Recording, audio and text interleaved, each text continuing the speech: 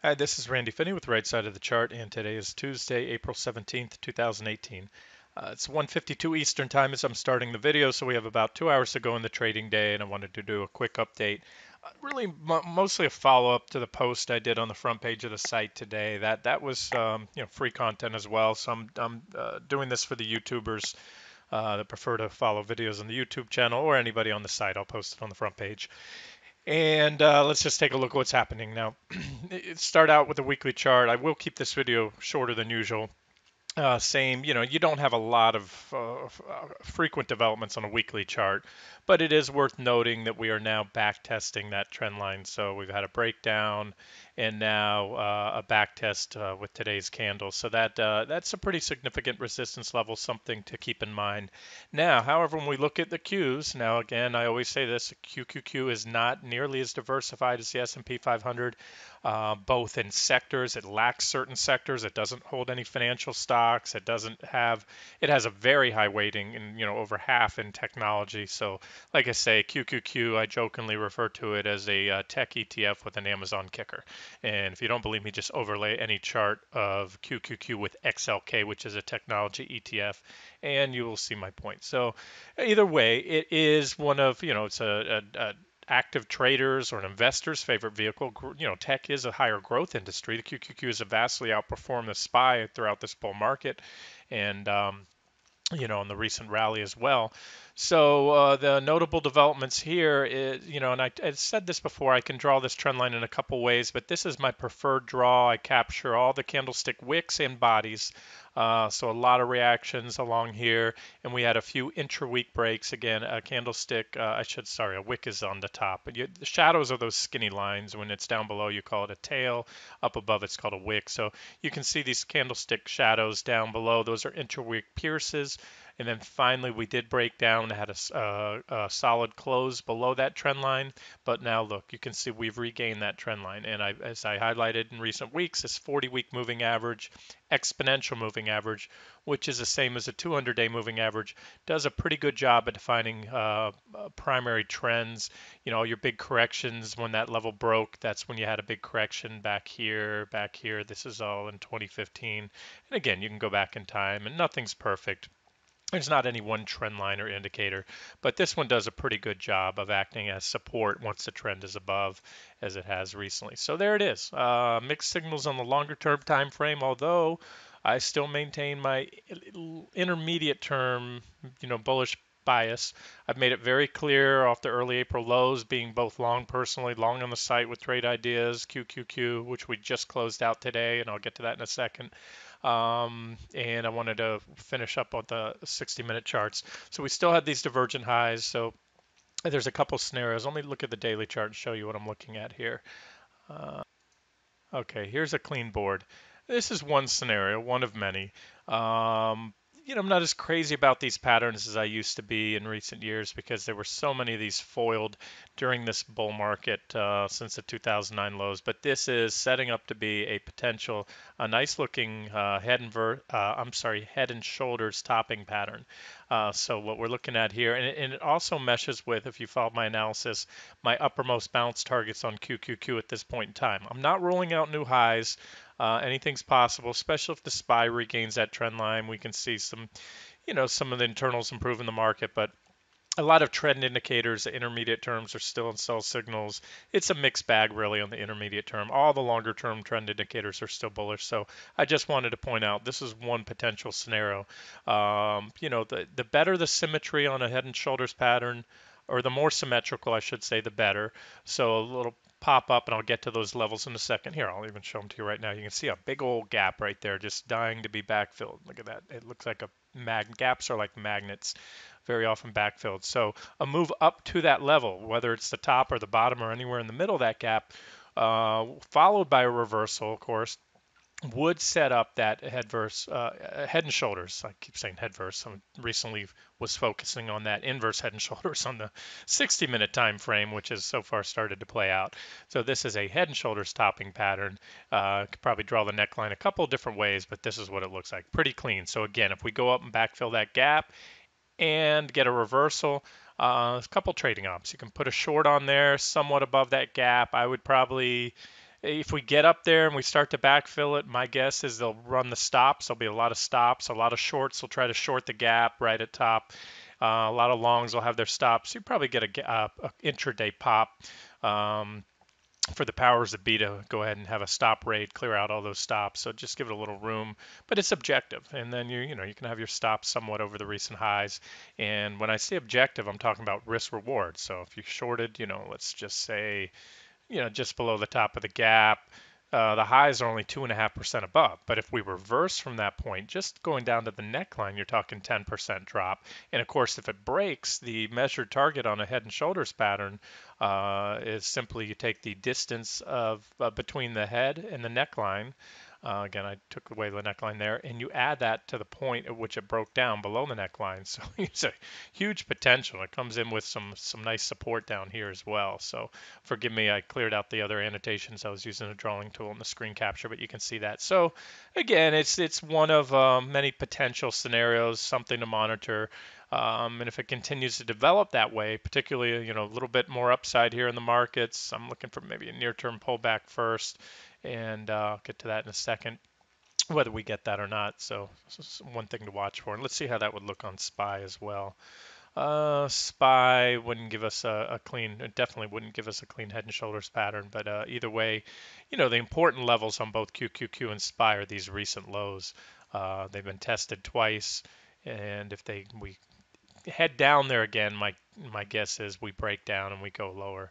PPO still down here in bearish territory. What I mean by that, if you're new to the site, haven't followed me, when the PPO, the 9 EMA, the signal line is trading above zero, crossed above zero there, it does a pretty darn good job of defining trends. So from that point to this point, it told you the trend was bullish, stay long. Crossed bearish here, had a little bit of a whipsaw, but it's still well below that level. So by that one trend indicator, and that's not a be all end all, I take all this analysis, funnel it in, and then output my analysis. So this is something I'm looking at right now. So therefore I'm not my convictions that we're going to new highs aren't very strong. I'm not going to rule it out, but right now they're not very strong. So let's just see what happens. All right, let's move down to the intraday time frames. We'll get to the good. Okay, so here's a 60-minute chart of the SPY. You can see I have two alternative trend lines. If I can draw two, I will. I'm not sure which one will play out. This upper one has a lot more reactions with just two brief spikes below. But if you want to capture those spikes, you give it a little more room. And we still have potential divergence here. We're slightly higher high on the RSI, so I don't have a divergence line. If we do reverse soon, we'd have some negative divergence on the 60-minute here. But on this time frame, again, this is the theme I've been making. There are some not really mixed signals. You're just on the, when I trade, I can have a, long-term bullish or bearish bias and a short-term, bias that might be opposite that. So, like for example, during a bear market or primary downtrend, I might be bullish for 3 or 4 weeks on a swing trade during a bear market rally or on a particular security. So the two are certainly not mutually exclusive. So anyways, what I see today is this big old gap right here. We took out, you can see that we closed just below it yesterday. Here, I'll zoom in for you if you can't make that out. And then gapped right above there. This line here roughly defines the bottom of the gap. You can see the top of the gap. And just mark it, if you look at a 1-minute chart, it was ripping up, had all the makings of a trend day early on. You can see a pretty strong advance. However, we've stalled out. We pretty much hit a brick wall at that top of that gap. So this is why I wanted to do the video, and this is what I'm pointing out here. That's that level, roughly 270, 270.50, give or take. The SPY's a $270 plus value on it. So, it's going to 20, 30, 50 points or 50 cents either way doesn't make much of a difference percentage wise.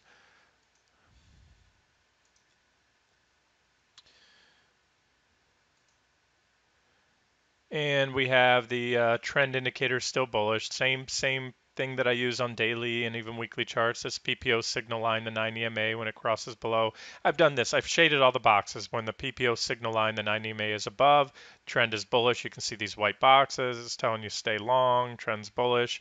And again, it's not to capture the exact entry. This is what captures the entry. This is where I go long on breakouts, divergent lows and breakouts of falling wedges, breakdowns here. So I'm usually ahead of those signals with my buy and sell signals. You can see the divergences building, and then it's only confirmed when you get that cross down. So there it is again. I could have shaded some red boxes below and it would tell you when the trend was bearish, but you get the picture. It's pretty simple yet effective trend indicator to use. And again, I use it in conjunction with many other things such as divergences and everything else. So here we have the trend is still the intermediate trend, or at least the 60-minute trend is still clearly bullish. This you can, if I move the box, you can see the PPO is way up there, starting to turn down now and roll over. So as I said earlier today, and on the right side of the chart, closed out my longs, and I'm expecting, I think there's a good chance for a pullback here. And even if there isn't, the upside right now in the market, I'll get to the Qs in a second because that's my preferred trading proxy,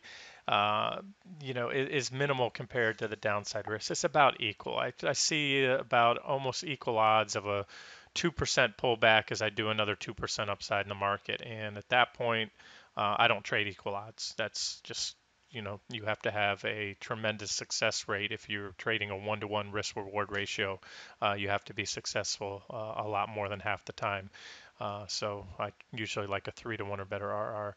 Let's look at one other thing here, point out to you is a couple other things to note here. The fact that we are now overbought. We tagged that or close to that 70 level today on the RSI. Came very close back here. Overbought, overbought, overbought. That's the red line on the RSI. This was extreme overbought readings, and it's also divergent. This was, this was a blow off top, a melt up in the market back in early January, and that's why we had such a powerful correction. So these extreme overbought readings on the 60-minute chart, so many in close proximity and so high, are extremely rare. And in fact, even on the daily chart, we had the highest overbought reading, I believe, in history on the S&P 500. At least I went back 20 plus years. So that's that. There's one reason to tell you, hey, not a great time to get long if you're not already long, and maybe prepare for a little bit of a pullback here. And the other thing that I like to align with are these bearish crossovers in the PPO. When you see, especially what I call high level, not when the lines are flattening out down here during choppy periods, but when you have this clean separation, either low level or these high level bearish crossovers. So now what I'm doing is look down below and you see these bearish crossovers on the PPO. When the signal line crosses the PPO line, they coincide with these overbought readings. So whether we go up a little more or not, if this PPO rolls down, we're going to have another one. And now let's just follow this up and look what happened to the market each and every time above those circles. There you go. So you have that, and you have the S&P right above trend, and some warning signs, or caution signs, if you will, that we may get a pullback here. And so what I'm thinking, and this is what I showed on the site earlier today, pull back, come in, backfill today's gaps, hit those uptrend lines, and maybe one more thrust up. Now let's look at it on QQQ, and we'll wrap. I'll stick with the same clean chart of QQQ, show you the same story here again. January, this was almost unprecedented, that melt up, at least at least in recent years. So let's just focus on after the big correction. Again, high level PPO bearish crossovers coupled with overbought readings. And trading, to me, at least in my book, is all about putting the odds in your favor. And that is why, I could have, and I do have some positions, not in the Qs. I actually did take that back. I have multiple accounts I manage, personal and family. I put a few with tight trailing stops. Those have been taken out, and the rest I just closed out because I don't want to risk. I don't want to go home tonight long anymore QQQ and risk a gap down that may hit that target or backfill. So like I said, the risk reward just wasn't worth it. So there it is. Those are the last few overbought plus bearish PPO crossovers. This one hasn't happened yet. I'll give you that. And to kind of get a heads up, and we'll wrap this up by just moving down to the 15-minute chart. Before I do that, let's just take a look at this daily chart. The same 60-minute chart with that level. These are the levels I was talking about recently in recent videos and on the site. This was a big one. This was that inverse head and shoulders pattern right here that we had. There's your left shoulder, your head, your right shoulder. prices broke out. Now the SPY hit resistance there. So what happens? The Qs didn't have an explosive breakout. They broke above the neckline, or at least that resistance level, whether you want to call it an inverse head and shoulders pattern or not. 161.66 was very significant. We broke out, then we were hovering above 163 or below there in that trading range, and finally, boom, pretty impulsive breakout today. So, on face value, that's bullish. And like I said, this is what I think happens. I don't want to bet the farm on it, but I think we come back in. I'd love to see a back test, backfill of that gap somewhere down around 163. I think that buyers would step in a little bit early, maybe come in and hit this trend line, and then one more thrust up. You can see some additional resistance levels here. You see that big gap. This is what I was talking about on the daily chart before. If we get up here into this zone and reverse, especially impulsively, then we will have started to form a right shoulder. That right shoulder on the head and shoulders pattern I covered before on the daily chart would not be fully formed until we come back down to the neckline. But if you see a reversal there, what you want to look for, and this is a key criteria, I think head and shoulders patterns, because they're so easily recognized. I've seen them thrown out there a lot in the blogosphere, trading sites. One of the important criteria on a head and shoulders topping pattern, and I'll go back to that daily chart, is volume. You need to confirm it with volume. And what you want to look for is increased volume on both the formation coming down off the head. Oops, wrong tool. Right here. As you can see, we definitely, I don't know if you see my volume bars here, we definitely had that on that, as well as an impulsive move down with increased volume coming off the right shoulder. Not so important here on the formation of the left shoulder or leading up to the head. These are the two levels you want to see that. That helps to confirm. Those are the volume criteria you want to see on a head and shoulder stopping pattern. So again, potential, just something to watch at this point. And if we take it out and we move much above this gap right here, that levels at around 170.88. Well, they're probably going to make a run for the highs. You get that close, usually you're going to do it. So we'll see what happens there. And finally, we'll wrap it up here with the 15-minute chart. This was, we had an official trade on the site. Most of the swing trades on the right side of the chart are in individual stocks or more aggressive sector ETFs that have a lot more oomph. When you trade a broad market ETF, you're shorting the good with the bad. The NASDAQ 100 has actually over 100, I think it's 103 stocks. S&P 500, you're shorting utilities, the good and the bad when you trade the indexes. So you're not going to have huge gains in a short period of time. But we did, in less than 2 weeks, we closed this one for what was a 5.5% gain. We were long right here, just off the lows. I was building the case to go long here, but I wanted to see the evidence. That's where we got long, 156.02. And this was my original final target here. I revised it today down to 164.05, which was right. Nope, not 164.05. That was a typo. It was 164.62. Yeah, 164.62. That was the official exit there, just a little shy there. Now you can see that also comes in. You're probably not going to make it out on this chart, but I can tell you right where my crosshairs are, right at that level.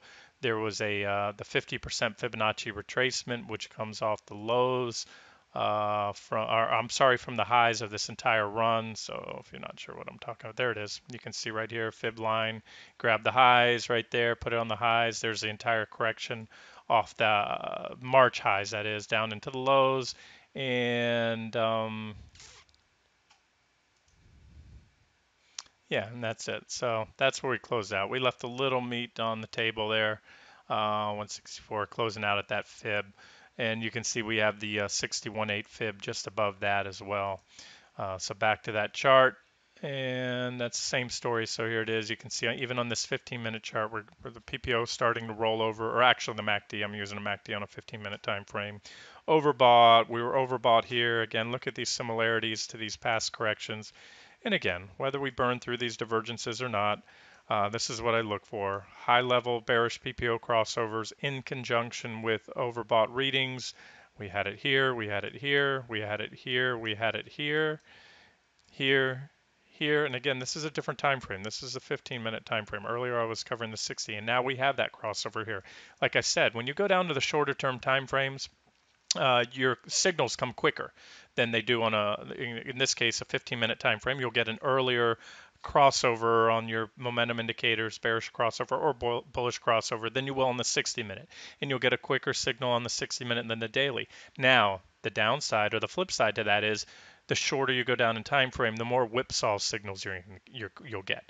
A 60-minute bearish crossover, divergent high, has a much more higher probability of playing out, and for playing out for a bigger move than one does on the 15 or 5-minute charts, as does a daily chart is even much more significant than a 60-minute chart. So this is what I'm looking at here. So again, you can see it there, and I'll wrap it up because I keep saying the same thing over and over.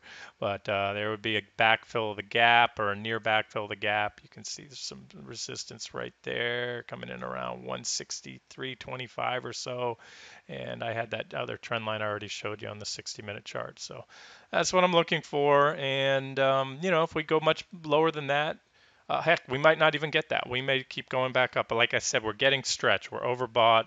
We can become more overbought. That's one thing I always say about overbought and oversold. They're not buy and sell signals in themselves. They can become more extended.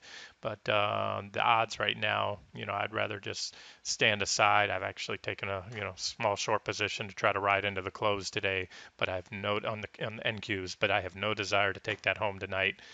With earnings season now in play, anything can happen tomorrow. We can gap up or we can gap down.